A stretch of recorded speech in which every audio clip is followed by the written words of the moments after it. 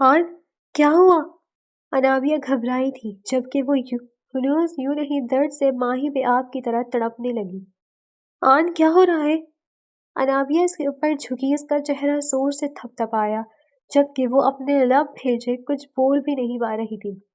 अनामिया ने अपना mobile phone उठाया, तब बाहर से अबील की गाड़ी की आवाज सुनाई दी। अनामिया बाहर की जानिब भागी जब वो गाड़ी से उतरकर अंदर दाखिल होता हुआ दिखाई दिया। मेहमान लोगों को हॉस्पिटल छोड़ाया, जाने क्यों मगर सुकून नहीं मिला था। अजीब सी टेंशन हो रही थी तो मैं चला आया। अबील ने अंदर आते हुए अपने आने की वजाहत दी। तुम्हें क्या हुआ? इसका हवाइयाँ उड़ा चेहरा देख के अबील परेशान हुआ था। आन की भी तबीयत बहुत बुरी खराब हो रही है, लगता है वक्त हो गया, इसे भी हॉस्पिटल ले जाना होगा अभी। अनाबिया ने कहा तो वो परेशानी के आलम में अंदर की जानिब लपका। आन, वो दीवाना वारिस के कहते वजूद के ऊपर झुका। अबील, आज महीनों बाद इन लबों ने दर्द के आलम में से पुकारा तो अबील ने नम आंखें लिए इसे नरमी से बाजुओं में उठाया। अनाबिया चलो, अबील ने कहा तो अनाबिया ने इसके कमरे में से जरूरी सामान की तैयार बास्केट भाग कर गाड़ी में रखी। वो फौरन बाहर निकला। अनाबिया ने घर को लॉक किया। अबील ने आन को नरमी से गाड़ी में लिटाया। वो लोग हॉस्पिटल के लिए फौरन निकले। वो जब आन के लिए हॉस्पिटल पहुंचे थे तो वो जो पहले ही परेशान थे, आन की ऐसी हालत देखकर मजीद हाथ पैर पड़ गए। आन को लेबर रूम ले जाया गया। अस्मा का तो कुछ कॉम्प्लिकेशंस की वजह से ऑपरेट ही होना था। अस्मा को खून की ज़रूरत थी जो कि किसी के साथ मैच नहीं कर रहा था। इसकी हालत लम्हा भलम्हा बिगड़ती जा रही थी। ब्लड बैंक में भी अस्मा के मैच का ब्लड दस्तयाब नहीं था। अम्माद के हाथ पैर फूले हुए थे। इतने में अनाबिया के कहने पर उसका खून टेस्ट किया गया तो वो इत्तेफाक से अस्मा से मैच कर गया। तब अनाबिया ने अस्मा को अपना खून दिया। इधर आन की हालत बिगड़ती जा रही थी। इसकी दिल खराश चीखें लेबर रूम से बाहर तक गूंज रही थी। अबील भी बाहर यहाँ से वहाँ बेकरारी से चक्कर लगाता इतना ही तड़प महसूस कर रहा था। कुछ ही देर बाद डॉक्टर ने अस्मा के यहाँ बेटी की पैदाइश की नवीद सुनाई। माँ और बच्चा दोनों महफूज थे। सलमा बेगम और यूसुफ साहब अनाबिया और अबील का बार बार शुक्र अदा करते रहे। अमाद के पांव जमीन पर ना तक रहे थे, मगर अभी अपनी लाडली बहन की वजह से ठीक तरह से खुश नहीं हो पा रहा था कि इसकी फिक्र हर खुशी पर भारी थी। सलमा बेगम और यूसुफ आज इनकी निगाहों में अनाबिया और अबील की कदर मजीद बढ़ गई थी। इन गुजरे महीनों ने अबील के जिस तरह अपना हर हक अदा किया था, हर फर्ज पूरा किया था, जिस तरह इनका ख्याल रखा था, अम्माद की जगह इन्हें इनका बेटा बन के दिखाया था। आन के बार बार धिक्कारने पर भी इस शख्स ने जिस कदर पर्दा पेशानी से इसका ख्याल रखा था, इसे सहारा दिया था, सामने की ठोकरों पर बेआसरा नहीं छोड़ा। वो और अनाबिया जिस तरह इनके घर का ही हिस्सा बन गए थे, सलमा बेगम और यूसुफ साहब के दिल में अपना घर कर गए थे। इन्हें ये अच्छी तरह मालूम हो चुका था कि अगर दुनिया में आन के लिए कोई बेहतरीन जीवन साथी बनने का हकदार है, वो सिर्फ सरदार अबील जहांगीर ही है। अब भी वो इसे बेतहाशा बेचैन से इधर से इधर दीवानों की तरह चक्कर काटते देख रहे थे। तभी हर तरफ सन्नाटा सा छा गया। कुछ ही देर बाद चों चों की आवाज के साथ नर्स मुस्कुराती लेबर रूम से बाहर आई। मुबारक हो मिस्टर अबील, आपके यहाँ बेटे की पैदाइश हुई है। नर्स ने इसे इसकी जिंदगी की सबसे बड़ी और खूबसूरत नवीद सुनाई। सिस्टर, मेरी वाइफ, इसने बेकरार होकर पूछा, जबकि वहां मौजूद हर शख्स इसकी इस बेकरारी पर खुलकर मुस्कुराया। वो भी बिल्कुल ठीक है, कुछ देर तक रूम में शिफ्ट कर दिया जाएगा। सिस्टर कहती फिर से अंदर गायब हो गई। सबके चेहरे खुशी से खिल उठे। अम्माद, यूसुफ साहब और अबील ने हॉस्पिटल की मस्जिद में शुक्राने के नवाफिल अदा किए। वो सब अस्मा के पास इसके रूम में थे। इसे होश आ चुका था और सबकी खुशी से खिलते चेहरे देख के वो भी नहाकत भरी मगर मसरूर सी थी। छोटी सी बेबी जो अस्मा की कॉपी थी, वो सलमा बेगम की गोद में थी। अम्माद अस्मा के सराहने बैठा था। तुमने मुझे मेरी जिंदगी की सबसे बड़ी खुशखबरी दी है मेरी जान, इसके लिए बहुत शुक्रिया। عماد نے جھک کر دھیمے سے اسما کے کان میں سرگوشی کی۔ شرم کرے عماد۔ وہ سب کی موجودگی میں لال ٹماٹر ہوئی تھی اور اس سے پہلے وہ کوئی اور شوشہ چھوڑتا۔ اسما نے جلدی سے آنکھیں موند لیں۔ عماد اس کے اس حفاظتی اقدام پر کھل کر مسکرایا۔ نرس نے اسے آرام کرنے کا کہا تو سب باہر چلے آئے۔ کسی کا بھی دل تو نہیں چاہ رہا تھا مگر باامر مجبوری بیوی کو ابھی سسٹر کے حوالے کر دیا۔ باہر ابیر بھی اس بات کا بے چینی سے منتظر تھا کہ کب آن کو روم میں شفٹ کیا جائے اور کب وہ اسے دیکھے۔ آخر سسٹر نے آ کر بتایا کہ اسے روم میں شفٹ کر دیا گیا ہے۔ اب وہ سب آن کے روم میں داخل ہوئے تھے۔ اب وہ اپنے دائیں جانب ہلکا سا جھکی ہمک ہمک کر کارٹ میں دیکھنے کی کوشش کر رہی تھی مگر ابھی تکلیف میں تھی تو اتنا موو نہیں کر پا رہی تھی۔ سب اس کی اس بے چینی پر مسکرا دیے۔ سب کو اندر آتا دیکھ کر وہ نرمی سے سیدھی ہو گئی۔ گلابی رنگ میں سردیاں گھری ہوئی تھیں، آنکھیں رونے کے باعث سرخ تھیں۔ مبارک ہو بھائی، ہم نانا نانی بن گئے، یوسف صاحب نے اندر داخل ہوتے ہی کہا تو وہ کانوں تک سرخ ہو گئی۔ ابیل آہستگی سے چلتا کارٹ کی جانب بڑھا، کارٹ پر پوری طرح جھکا۔ اب وہ اپنے ہی چھوٹے سے عکس کو نرمی سے چوم رہا تھا۔ آن نے کوئی رد عمل کا اظہار نہیں کیا۔ انابیہ بھی کارٹ کو دونوں ہاتھوں سے تھامے سرخوشی میں نم آنکھوں سے مسکرا رہی تھی۔ بھائی بس بھی کریں، اب مجھے پیار کرنے دیں، انابیہ نے جھنجھلا کر کہا تو وہ مسکراتا ہوا پیچھے ہٹا۔ عماد نے آن کے سر پر پیار سے ہاتھ رکھا۔ تب تک ابیل بھی اس کے سر پر پہنچ گیا تھا۔ تم ٹھیک تو ہو نا؟ ابیل نے اس کا زرد چہرہ گہری بے چین نگاہوں سے دیکھا۔ ٹھیک ہو، آن نے بے تاثر لہجے میں کہا۔ سب کافی دیر اس کے پاس بیٹھے رہے۔ آن ان کی خوشی سے دمکتے چہرے دیکھ کر نگاہیں چراتی رہی، حتیٰ کہ وہ دونوں بہن بھائی بھی پوری طرح بیوی کی جانب متوجہ تھے اور وہ خواہ جل کر پہلو بدل رہی تھی۔ ان 7-8 ماہ میں اس شخص نے اس پر آپ بھی اتنی عنایتیں، محبتیں اور چاہتیں عیاں تھیں، اسے اپنے دل کی اتنی اونچی مسند پر بٹھایا تھا کہ وہ اب اس سب کی جیسے عادی ہو چکی تھی، یا شاید تھوڑی مغرور بھی ہونے لگی تھی، اسی لیے تو اسے قابل اعتنا نہیں قراردادی تھی۔ عماد، سلمیٰ بیگم اور یوسف صاحب اس سے باتیں کرتے رہے۔ پھر اس نے خود ہی سب کو کہا کہ وہ اسما کے پاس چلی جائے۔ سب نے خوش دلی سے حامی بھری اور کمرے سے باہر نکل گئے سوائے اس شخص کے جو اطمینان سے وہیں بیٹھا رہا، حتیٰ کہ انابیہ بھی بہانے سے وہاں سے کھسک گئی۔ آن جو ان کی جانب متوجہ تھی فوری طور پر لا تعلق اختیار کی۔ بیبی کاٹ میں پرسکون ہو کر سو رہا تھا۔ ابھی اب پوری طرح اس کی جانب متوجہ ہوا تھا۔ وہ اٹھ کر اس تک آیا۔ آن نے اس کی جانب سے رخ موڑنا چاہا مگر ابیل نے بیڈ پر اس کے انتہائی قریب بیٹھ کر اسے نرمی سے تھام کر ایسا کرنے سے قبل ہی اسے اپنی گرفت میں تھام لیا۔ اب بس بھی کر دو جانبن، تمہاری قید کے ان 7-8 دنوں کا خمیازہ میرے 7-8 ماہ بھگت چکے ہیں میری جان۔ خدا کے لیے اب تو مجھے معاف کر دو، اب تو ہمارا بیبی اس دنیا میں آ چکا ہے، پلیز اس کی خاطر ہی مجھے معاف کر کے حویلی چلی آؤ۔ ابیل کے نرمی بھرے لہجے میں التجا تھی جبکہ وہ اس بات کا کچھ اور ہی مطلب سمجھ کر سر تا پیر سلک گئی۔ کیا مطلب ہے آپ کا؟ آپ جیسے مردوں کی یہی پرابلم ہے، یہی سوچ رکھتے ہیں نا کہ اولاد دنیا میں آ گئی تو بیوی کے پیروں میں بیڑیاں ڈال دیں، بن گئی وہ ساری عمر کے لیے آپ کی غلام۔ اگر آپ کی یہی سوچ ہے سردار جی تو انتہائی تمہیں کس جاہل نے کہا کہ ہر مرد کی یہی سوچ ہوتی ہے؟ ابیل نے اس کی بات تیزی سے کاٹی تھی۔ اب اس کے لہجے کی سختی آن کو اپنی جگہ پر ساکت کر گئی تھی۔ ہر مرد کی یہ سوچ نہیں ہوتی کہ اولاد عورت کی غلامی کا ذریعہ ہے۔ کس جاہل نے کہا کہ اولاد عورت کے پاؤں کی بیڑیاں ہے؟ یہ اولاد ہی تو ہوتی ہے جو میاں بیوی کے رشتے کو پختہ کرنے کو ایک محبت بھری سبیل ہوتی ہے، میاں بیوی کا پاکیزہ رشتہ مضبوط ترین کرنے کا ایک ذریعہ۔ میاں بیوی کے لیے اولاد اللہ تعالیٰ کی جانب سے عنایت کیا گیا کتنا خوبصورت تحفہ ہے، اس بات سے انکار کیا جا سکتا ہے کیا؟ اتنے ماہ ہو گئے، مجھے لگا اب تو تم میری نیچر کو سمجھ ہی چکی ہوگی، مگر افسوس، تم سوچ بھی کیسے سکتی ہو آن ایسا کہ میں اس بیبی کو تم تک پہنچنے کا کوئی ذریعہ بناؤں گا؟ ابیل نے اس کی چن تمام تھام کر اس کی آنکھوں میں جھانکا۔ آپ سب کچھ کر سکتے ہیں تو کیا میں بول بھی نہیں سکتی؟ وہ چٹاخ کر بولی۔ پتہ نہیں کہاں کا غم کہاں غلط کر رہی تھی جب آنسو آنکھوں سے قطار در قطار بہے۔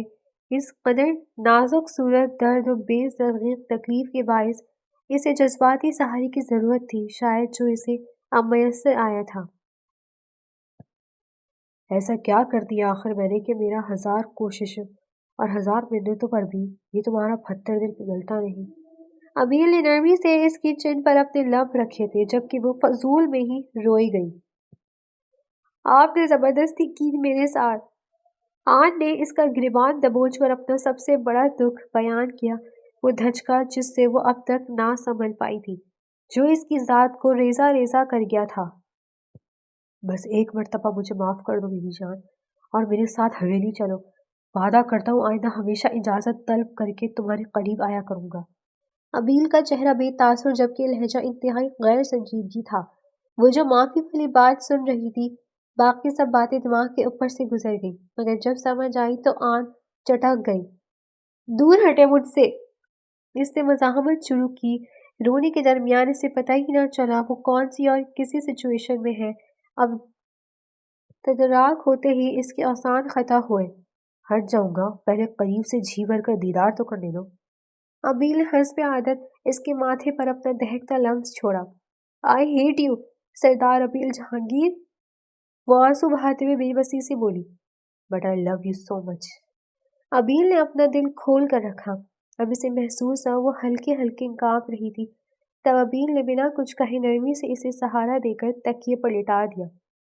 آرام کرو میری جان، تمہیں آرام کی سخت ضرورت ہے۔ ابیل نے اس پر چادر ڈالی۔ وہ ڈھیٹ بنی چھت کو گھورنے لگی۔ تب ابیل نے جھک کر اس کے پلکوں کو اپنے لبوں میں قید کیا۔ آن نے بے تحاشا گھبرا کر اپنی آنکھیں زور سے مینچ لیں۔ اس کے پرتپش لمس کب سے اسے خود میں سمیٹنے پر مجبور کر رہے تھے۔ اب بھی وہ گہرے گہرے سانس بھرنے لگی۔ ابیل مسکرا کر پیچھے ہٹا اور پھر سے اپنی بیبی کی جانب متوجہ ہو گیا۔ آن اور اسما کو گھر آئے 2 ہفتے ہو چکے تھے۔ اس دوران آج سے 2 دن پہلے عماد اور ابیل نے اکٹھے مل کر ایک ہی دن بچوں کا عقیقہ بڑی پیمانے پر کیا تھا۔ عماد نے اپنی گڑیا کا نام ماورا رکھا تھا جبکہ ابیل نے اپنے شہزادے کا نام سردار تیمور ابیل رکھا تھا۔ سب بے تحاشا خوش تھے۔ ان سب کی خوشی اس وقت خاک ملی جب وہ لوگ سب اکٹھے بیٹھے تھے۔ وہ سب آن کے کمرے میں موجود تھے۔ ابیل اور انابیہ بھی کمرے میں ہی تھے۔ ابیل نے اپنے بیٹے کو گود میں اٹھا رکھا تھا جب آن نے اپنے بابا کی جانب دیکھا۔ بابا، بیبی کی پیدائش ہو چکی ہے، اب تو کوئی رکاوٹ نہیں ہے نا؟ اب مجھے آزادی چاہیے اس شخص کو، کہیں مجھے ابھی اسی وقت ڈائیورس دے۔ آن نے بے لچک لہجہ اختیار کیا تھا۔ انابیہ کو لگا وہ سانس لینا بھول گئی ہے جبکہ ابیل نے بے یقینی سے پھٹی ہوئی نگاہوں سے اسے حضرت و صدمے سے دیکھا۔ اسے تو لگا تھا سب ٹھیک ہو گیا ہے، اب سب کچھ بالکل ٹھیک ہو جائے گا، وہ مان جائے گی۔ اس نے اپنی ناست میں اپنی جان توڑ کوشش کی تھی کہ وہ اسے منا لے گا، مگر جائز لال بھپو کا چہرہ اور پھولی ہوئی رگیں لیے اس کی جانب دیکھے گیا۔ ہاں، یہ کیا بچپنا ہے اب؟ سب سے پہلے عماد نے اسے ٹوکا۔ یہ میری زندگی ہے بھائی، تو فیصلے کا اختیار بھی مجھے ہی ہونا چاہیے۔ آن نے سادگی سے کہہ کر اسے چپ کروا دیا۔ سلمیٰ بیگم اور یوسف صاحب بھی اسے حیرت سے دیکھ رہے تھے۔ ابھی خاموشی سے اپنی جگہ سے اٹھا تھا، بیبی کو سلمیٰ بیگم کی گود میں دیا۔ وہ بہت خاموشی سے کچھ بھی کہے بغیر، کوئی سوال کیے بغیر اس کمرے کی دہلیز پار کر گیا۔ انابیہ نے بھی آنکھوں میں آنسو لیے اس بے حس لڑکی کی جانب دیکھا جس نے ایک پل میں اس کے اور اس کے بھائی کے خلوص، نیک نیتی اور خدمت گزاری کو آسمان سے زمین پر لا پٹخا تھا۔ وہ بھی خاموشی سے اس گھر کی دہلیز پار کر گئی، حتیٰ کہ کچھ بھی کہے بغیر فی الحال سبھی اس کمرے سے باہر نکل گئے۔ وہ آوازیں دیتی رہی مگر ابھی کوئی بھی کسی قسم کی بات کرنے کا حوصلہ خود میں نہیں پاتا تھا۔ اگلے 15 دن یوں نہیں انتہائی بوجھل، بیزار اور بے کلی لیے آئے ہوئے گزرے تھے۔ وہ اپنے کمرے میں موجود تیمور کو فیڈ کروا رہی تھی جب دستک دے کر یوسف صاحب، سلمیٰ بیگم اور عماد اندر داخل ہوئے۔ وہ ان کی جانب متوجہ ہوئی۔ ان کے چہرے غیر معمولی حد تک سنجیدہ تھے۔ آن، ابیل کا فون آیا تھا۔ اس نے بولا کہ تم آزادی چاہتی ہو تو اب کی بار وہ تمہیں مکمل فیصلے کا اختیار دیتے ہوئے تمہاری ہر خواہش کا احترام کرے گا۔ اس لیے اس نے کہا ہے کہ خلا کے پیپر بنوا کر سائن کر کے بھیج دو، وہ سائن کر دے گا۔ اب تم بتاؤ، میرا دوست منیب وکیل ہے، پیپر بنوانے کے لیے اسے فون کروں؟ امان نے بے تاثر اور اسپاٹ لہجے میں سے پوچھا۔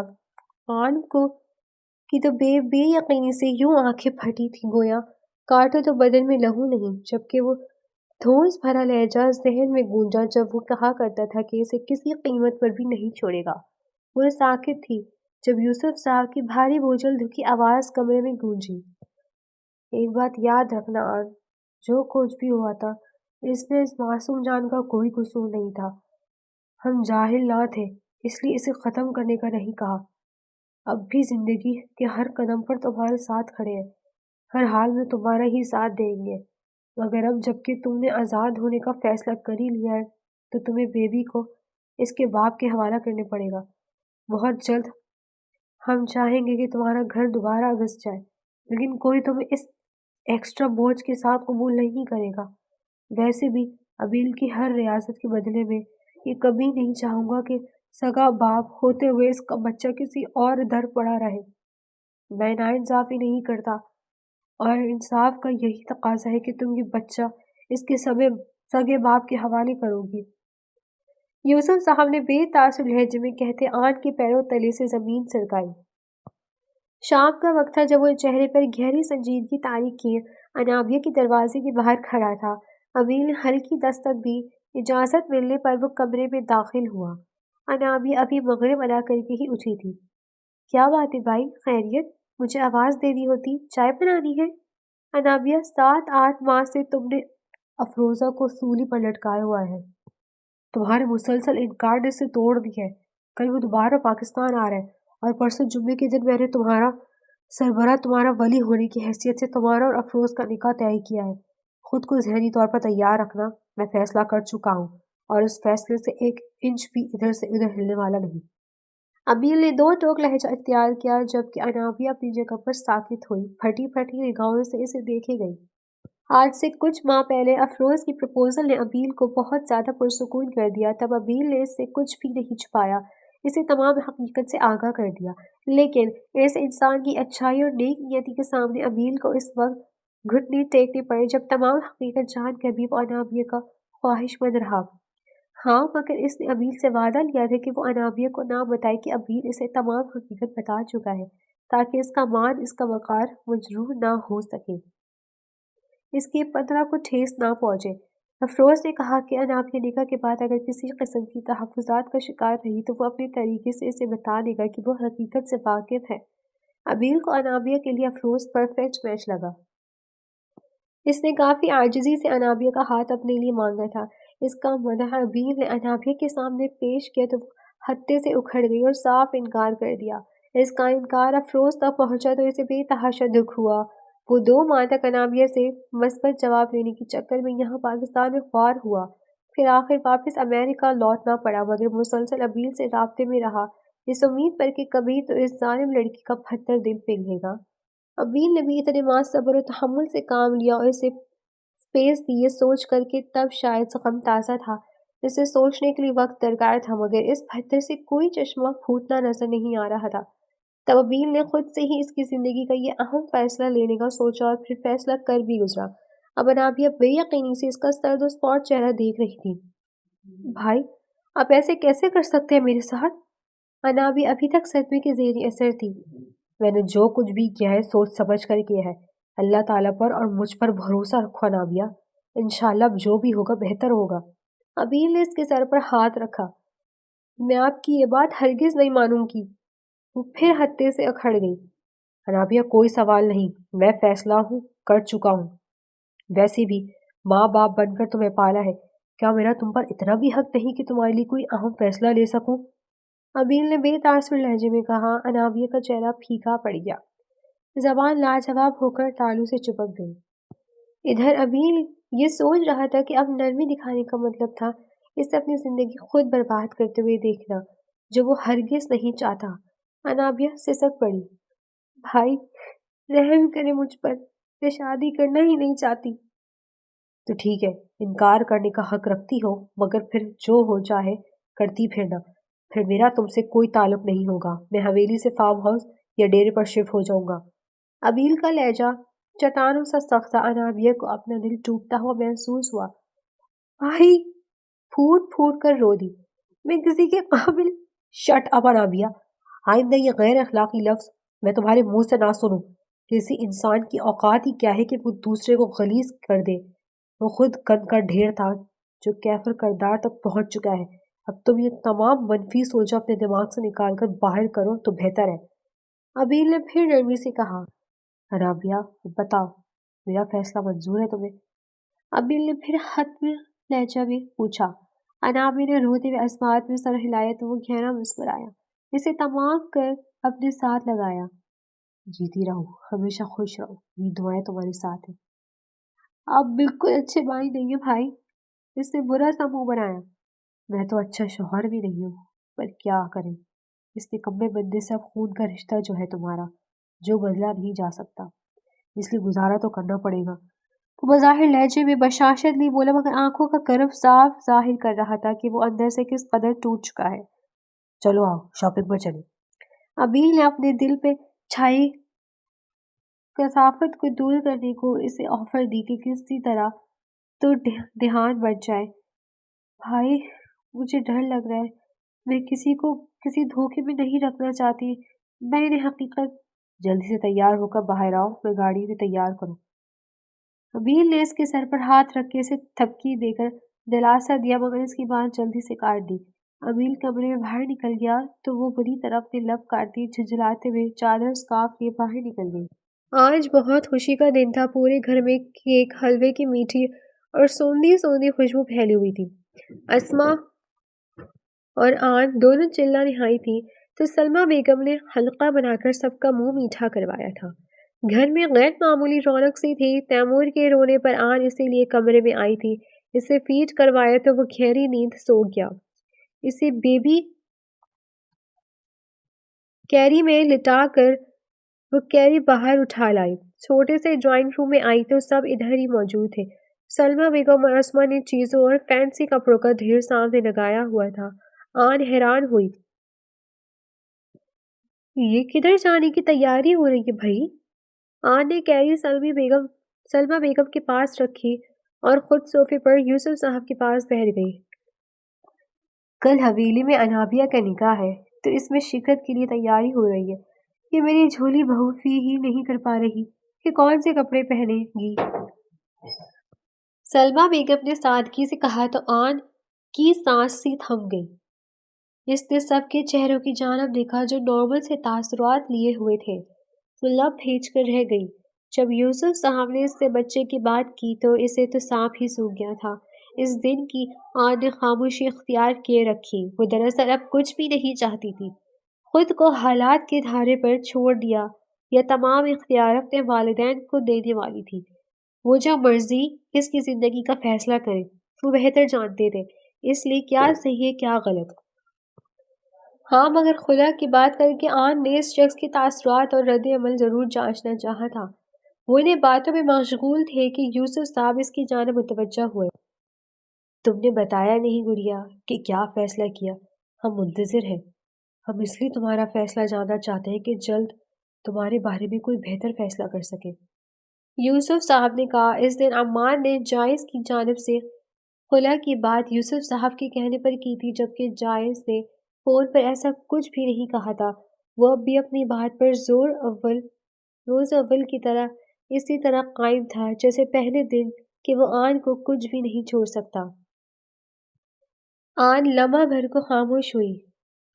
بابا آپ جو بھی میری زندگی کے بارے میں فیصلہ کریں گے مجھے منظور ہوگا، لیکن میں اپنا بچہ کسی کو بھی نہیں دوں گی، آن نے حتمیہ لہجے میں کہا۔ ٹھیک ہے، پھر ہم نے مشترکہ طور پر فیصلہ کیا ہے کہ کل انابیہ کے ساتھ تمہارا اور ابیل کا نکاح دوبارہ ہوگا، اور ہم تمہیں اپنی پوری دلی رضامندی کے ساتھ سردار ابیل جہانگیر کے ساتھ رخصت کریں گے۔ ہم یہ فرض جلدی اس لیے پورا کرنا چاہتے ہیں کہ تیمور کو پورا حق ہے کہ وہ اپنے باپ کی محبتوں بھرے سائے میں رہے، اور اس کے باپ کا بھی پورا حق ہے کہ وہ اپنی اولاد کو اپنا پیار دے سکے۔ گڑیا تم سمجھ رہی ہو نا میں کیا کہنا چاہتا ہوں تم سے؟ یوسف صاحب نے کہا تو وہ تو یوں بیٹھی گویا سانپ سونکھ گیا ہو۔ اب اس پاگل آدمی کا والہانہ پن اور جنون کون برداشت کرتا؟ وہ تو اتنے ماں سے اس کی دیکھنے کے انداز سے غائب ہوتی رہی تھی تو جا کے اب رخصت ہو کر پھر اس کی دست ترس میں چلی جاتی۔ ہاں، ہمارا فیصلہ منظور ہے نا؟ یوسف صاحب نے اس کے کندھے پر ہاتھ رکھا۔ جی بابا۔ بمشکل ہی حلق سے آواز نکل پائی۔ وہ تیزی سے اٹھ کر اپنے کمرے میں بھاگ گئی۔ سانس دھکنی کی طرح چلنے لگی۔ سینے میں جو اب تک دل ہلکا بالکل خاموش اور ساکت تھا وہ اس کی دھمک اب کانوں میں بجنے لگی تھی۔ تو ووٹ کون لگائے گا اس آدمی کو؟ اس نے اپنے دل کو تسلی دینی چاہیے کہ اب تو وہ بالکل اس کی مٹھی میں تھا۔ اس کی خود کی من مرضیاں ہی چلنی تھی۔ وہ شاپنگ کے لیے مال جا رہے تھے جب ابیل کا فون رنگ ہوا۔ اس نے فون اٹینڈ کیا تو عماد کی کال تھی۔ اس نے فون یس کر کے کال کو لگایا۔ سلام کے جواب کے بعد اس کو جو خوشخبری سننے کو ملی تھی، ابیل کے ہاتھ تو جیسے ہفت اقلیم کی دولت لگ گئی تھی۔ سچ؟ تم سچ کہہ رہے ہو نا یار؟ کہیں میرے کان تو نہیں بج رہے؟ ابیل نے سرخوشی سے کہا۔ ناویہ نے حیرت سے ابیل کا مسکراتا چہرہ دیکھا۔ دلہا تو کب سے دل و جان سے تیار ہے سالے صاحب، ابیل نے زندہ دلی سے کہا تو سامنے عماد قہقہہ لگا کر ہنس پڑا۔ ٹھیک ہے، آن کا تمام سامان آج شام تک ہماری جانب سے پہنچ جائے گا آپ کے گھر، ابیل نے کہتے فون رکھا۔ کون سا خزانہ ہاتھ لگ گیا بھائی؟ جس دن تمہاری بھابھی نے میرے سر پر بم پھوڑا اس دن مجھے انکل کا فون آیا تھا۔ انہوں نے مجھے کہا کہ میں خاموشی اختیار کر کے رکھوں، خود اپنی جلادنی بیٹی کو میرے لیے منا لیں گے۔ ابھی عماد کا فون آیا تھا، تمہاری چڑیل بھابھی مان گئی ہے، عماد اور انکل نے اسے منا لیا۔ اب کل تمہارے نکاح کے ساتھ ہمارے نکاح کی تجدید بھی کی جائے گی۔ ابیل نے مسکرا کر اسے تمام صورتحال سے آگاہ کیا۔ انابیہ کا چہرہ بھی کھل گیا۔ میں آپ کے لیے بہت بہت بہت خوش ہوں بھائی۔ وہ پرجوش انداز میں اس کے بازو سے لپٹ گئی۔ اور اپنے لیے؟ ابیل کے پوچھنے پر وہ چپ سی کر گئی۔ سچ تو یہ تھا کہ وہ اندر ہی اندر بہت زیادہ خوفزدہ تھی۔ اتنے میں وہ مال پہنچ گئے تھے۔ ابیل نے آن اور انابیہ کے لیے ہر چیز اپنی پسند کی لی تھی کیونکہ انابیہ ساتھ ہوتے ہوئے بھی انتہائی غیر دلچسپی کا مظاہرہ کر رہی تھی۔ یہ دن اپنے ساتھ بہت ہی زیادہ خوشیوں بھرے ہنگامے لے کر طلوع ہوا تھا۔ صبح سے گھر میں عجیب طرح سے افراتفری سی پھیلی ہوئی تھی۔ پہلے ابیل اسے رخصت کر کے لے کر جانا تھا، بعد میں حویلی سب کو لے کر جا کر انابیہ کی رخصتی کی جانی تھی۔ افروز نے یہاں انابیہ کو جب تک اس کے پیپرز نہیں بن جانے تھے تب تک چند دن اپنے اس گھر میں رکھنا تھا جس میں وہ اور اس کی فیملی پہلے رہتے تھے۔ وقت کی کمی تھی۔ تیمور اسما کے پاس تھا کہ وہ تیار ہو چکی تھی۔ سلمہ بیگم اس سے فریش ہونے کے لیے بول کر گئی تھی۔ رات انہوں نے اس کی کونیوں تک بھر بھر کر مہندی بھی لگائی تھی اور اس کے دلہے کا اس میں نام بھی لکھا تھا۔ وہ ابھی فریش ہو کر باہر آئی تو قدم خود بخود ادھر ہی ٹھٹک کر رک پڑی۔ بیڈ پر کافی سارا سامان بکھرا پڑا تھا۔ ایک بڑے سے باکس میں اس کا برائڈل ڈریس تھا اور وہ اس ڈریس اور اس کے کلر کو ہی دیکھ کر اپنی جگہ پر ساکت ہوئی تھی۔ وہ لیمن کلر میں ایک انتہائی نفیس اور بھاری کامدار لانگ ٹیل میکسی تھی جس پر ملٹی کلر کے نگینے چمچما رہے تھے۔ اس لباس کو دیکھ کر اس کا دل دھک سے رہ گیا۔ وہ ظالم شخص آخر ثابت کیا کرنا چاہتا تھا؟ یہ وہی رنگ تھا جس میں مہینوں پہلے اس دن وہ ملبوس تھی اور وہ اسے کسی چیل کی طرح چھپٹ کر اپنے اپنوں سے دور لے کر گیا تھا۔ اسے زیادہ سوچنا نہیں پڑا جب اس کے موبائل فون پر میسج رنگ ہوا۔ جانے کیوں اسے لگا کہ یہ میسج اسی نے اس وقت اسے بھیجا ہوگا۔ اس نے دھڑکتے دل سے میسج کھول کر دیکھا۔ میری جان، یہ وہ رنگ ہے جس میں میں نے تمہیں اپنی روح کی گہرائیوں سے اپنا کر دل و جان میں بسایا۔ اسی دل سے میری روح کی نگاہوں نے وہ منظر، وہ لرزتی کانپتی اٹھتی گرتی پلکیں، وہ زندگی مہکتا وجود، ان حسین زلفوں کی سوندھی سی مہک اب تک نہ نکل پائی۔ اپنی زندگی کی قیمتی ترین پلوں کو دوبارہ جینا چاہتا ہوں، وہ بھی سب کی دلی رضامندی اور خوشی سے۔ ضرور تمہارا پاگل سردار، صرف ابھی۔ آن کے ہاتھ کانپے تھے۔ اس نے جلدی سے موبائل فون بند کر کے ایک جانب اچھالا۔ دل عجیب طرح سے بھوجل ہوا تھا۔ وہ اب تک اس والہانہ پن سے خوفزدہ تھی۔ ابھی سوچ کر مزید الجھتی کہ سلمہ بیگم کمرے میں چلی آئیں۔ آن کے ساتھ وہی بیوٹیشن تھی جس نے ایک مرتبہ پہلے بھی اسے تیار کیا تھا۔ آن میری گڑیا، چینج کیوں نہیں کیا اب تک؟ جلدی سے چینج کر کے آؤ۔ تیمور سو گیا ہے؟ अनाबिया लोग भी निकलने वाले इधर से, तो जल्दी से तैयार हो जाओ मेरी बच्ची। सलमा बेगम ने उसका माथा चूमा और उसे जल्दी करने को कहा। वो सर झटककर फौरन वो लिबास लेकर वॉशरूम चली गई। कुछ देर बाद वॉशरूम से बाहर आई तो वो आंखों को चंदिया देने वाली कीमती और खूबसूरत लिबास में थी। वाह, बहुत खूबसूरत लिबास है और ये कलर जैसे तुम्हारे लिए ही बना है आन। पार्लर वाली आपी ने भी तारीफ की। वो खामोशी से आकर ड्रेसिंग की चेयर पर बैठ गई। ब्यूटिशियन जल्दी से अपना हाथ चलाने लगी, तैयार करके। अभी वो इसे ज्वेलरी वगैरह पहना रही थी जब बाहर से आतिशबाजी और बैंड की आवाज़ से अंदाज़ा हुआ कि बारात पहुंच चुकी है। आन के एहसासात बिल्कुल अजीब से हो रहे थे। वो ना खुश थी ना गमगीन। हाँ, मगर अपना घर छोड़ने की अजीब सी बेचैनी ने फिर से आन घेरा था। लेकिन अब की बार ये भी तसल्ली थी कि वो जब चाहे अपने घर आ जा सकती है। वो पिस्ता कलर के मैक्सी में इंतहाई खूबसूरती से सजी संवरी दुल्हन के रूप में अबील के कमरे में दाखिल हुई थी। हाथ में कुला था। वो अंदर दाखिल हुई तो वाइट कलर इंतहाई खूबसूरत शेरवानी में वो शहजादों सी आन बान शान लिए उसके सामने था। माशाल्लाह, नजर ना लगे। आमीन, अबील कहते मुस्कुराकर पलटा। बहुत खूबसूरत लग रहे हैं भाई। अनाबिया सदक़े वारी गई। तुमसे ज्यादा नहीं। मुझे तो डर है अफरोज कहीं आज बेहोशी ना हो जाए। अबील ने इसके सर पर चबत रसीद करते इसे छेड़ा तो इसे गुस्से से घूरा। वो कहकहा लगाकर हंस पड़ा। सारी तैयारी मुकम्मल है, अब चले। अबील ने इसके सामने अपने बाजू फैलाए जिसे उसने नरमी से थाम लिया और वो एक नई मंजिल की जानिब गामजन होने लगे। थोड़े से सफर के बाद अबील और अनाबिया चंद रिश्तेदारों और इम्तियाज और रफीक के साथ आन लोगों के दरवाजे पर खड़े थे। अंदर यूसुफ और सलमा बेगमी शादा अपने हाथों में फूलों और नोटों के हार लिए बारात के इस्तकबाल को खड़े थे। वो लोग अंदर दाखिल हुए। बारात का पुरजोर इस्तकबाल किया गया। आज वो दिन आ ही गया था जिसका हर बेटी के माँ बाप को इंतजार होता है कि कोई शहजादा आए और इनकी बेटी को इज्जत से अपने संग ले जाए। आन के अगवा होने के बाद उन्होंने क्या क्या बातें सुनी, नहीं सांस नहीं थी, क्या क्या नहीं सहा था, कितना बर्दाश्त किया था। लोग तो आन को ये तक कहने लगे थे कि वो घर से भाग गई है, मगर फिर भी यूसुफ साहब इस पर खार रहा, फिर चट्टानों की तरह साबित कदम रहे। इन सब घर वालों ने अपनी बच्ची पर भरोसा करते किसी एक की भी बकवास पर कान न धरे। फिर वो जब मिल गई तो इसका हर तरह से सपोर्ट किया, इसका साथ दिया। अगर वो आन का साथ ना देते तो वो पागल होकर खुदकुशी कर चुकी होती। आज अगर खुशियों के बाहर इनके आंगन में उतरी थी तो इनके सब्र तहम्मुल, इस्तकामत, हिम्मत, भरोसे और साबित कदमी से थी। अगर वालिदैन अपने बच्चों पर एतबार बिना बना कर रखकर इन पर भरोसा करें, इनकी हिम्मत बने, तो इन्हें ज़माने की सर्द और गर्म से महफूज रख सकते हैं। यूसुफ साहब की आंखों में भी खुशी के आंसू आ गए। आज इनका सर भी फख्र से ऊंचा हो गया था कि इनकी नाज़ों में पली बेटी को सर आंखों पर बिठाने वाला शहजादा आज ज़माने को गवाह बना के लेने आया था। अमील जब कमाल साहब के सामने प्यार लेने को झुका तो उन्होंने अपनी बाहें मांगी। बेटे बाप की सीने से लगते हैं तो इनका सीना फख्र से चौड़ा हो जाता है। यूसुफ साहब ने इससे कहा तो सबके सामने इतनी इज्जत देने पे अमील का दिल अपने रब के हुजूर सजदा रेस हो गया और कहीं ना कहीं अफसरदा भी कि इन्होंने इसकी वजह से कितना कुछ सहा था। अमील ने कुछ कहने को मुंह खोला ही था कि यूसुफ साहब ने आगे बढ़कर इसे गले लगा लिया। अंकल, मैं बाबा। अमील चौंक कर इनकी जानब देखे गया। बाबा बोलोगी आज से तुम मुझे। अपने जिगर का टुकड़ा तुम्हें सौंप रहा हूँ। मैं ये तो नहीं कहूँगा कि इसे खुश रखना, क्योंकि वो तो आज मुझे अपनी बेटी के नसीब पे रश्क हो रहा है। जो हुआ इसे भूल जाओ। अबील ने अकीदत से इनके हाथ छुए और अपने दिल का मना बयान किया। इंशाल्लाह बाबा, आपको कभी शिकायत का मौका नहीं दूंगा। जो हुआ इसे मैं मिटा तो नहीं सकता, मगर आन को अपनी पलकों पे बिठा के रखूंगा।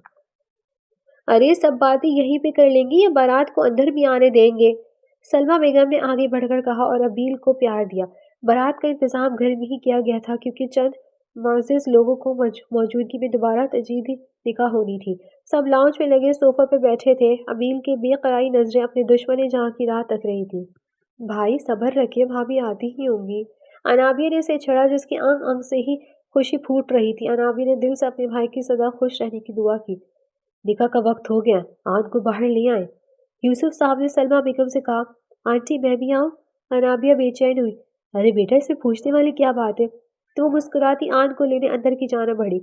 अंदर आन के दिल में अचानक से अबील का सामना करने से पहली पकड़ धड़क शुरू हो चुकी थी। इसका सामना करना आज से दुनिया का मुश्किल करीब काम लग रहा था कि दुपट्टा सेट करती ब्यूटिशियन से अपना घूंघट निकालने को कहा। फिलहाल अबील की नज़रों से बचने का यही तरीका समझ आए तो ब्यूटिशियन ने इसकी हिदायत पे अमल करते हुए दुपट्टा घूंघट की तरह सेट कर दिया। अनाबिया और सलमा बेगम अंदर आई तो अपनी परी को दुल्हन बने देख कर बेख्तियार आंखें नम हो गई। आन ने अपनी मामा की मौजूदगी महसूस करते घूंघट उठाया। واو بھابھی، انابیہ بے اختیار چیخی، you are looking so pretty. بھیا تو گئے آج کام سے۔ اپنی ماما کے سامنے انابیہ کی بات سن کر آن کے کان کی لوئیں سرخ پڑ گئی۔ سلمیٰ بیگم اس کے قریب آئی اور اس کی پیشانی چومی۔ سدا سہاگن رہو میری بچی۔ آن ایک دم اٹھ کے ان کے سینے سے لگ کے دل بھر بھرا رہا تھا۔ چلو بیٹا، نکاح کا وقت ہو گیا ہے، سب انتظار کر رہے ہیں۔ سلمیٰ بیگم نے خود پہ قابو پاتے اس کا دوبارہ سے گھونگھٹ نکالتے ہوئے کہا اور اس لیے باہر کی طرف بڑھی۔ وہ آن کو لیے لاؤنج میں آئی اور ابیل کے پہلو پہ بٹھایا۔ ابیل کی مخمور نظریں اس پہ سے ہٹنے کا نام نہیں لے رہی تھی جو اس کے لائے گئے ڈریس میں پور سجائی گئی تھی۔ آج ابیل کو آن کا یہ گھونگھٹ اپنا سب سے بڑا رقیب لگ رہا تھا، مگر وہ آن کے معصوم سی حفاظتی اقدامات پہ اپنی ہنسی دبا گیا۔ صحیح ہے بیگم، اپنے دیوانے کو تڑپانے کے سارے گر جانتی ہے۔ ابیل نے اس کے کانوں میں سرگوشی کی۔ اس کے دھیمے لہجے کی آنچ گھونگھٹ میں بھی محسوس کرتے آن کانپ اٹھی، مگر بظاہر خود کو مضبوط کیے بیٹھی رہی۔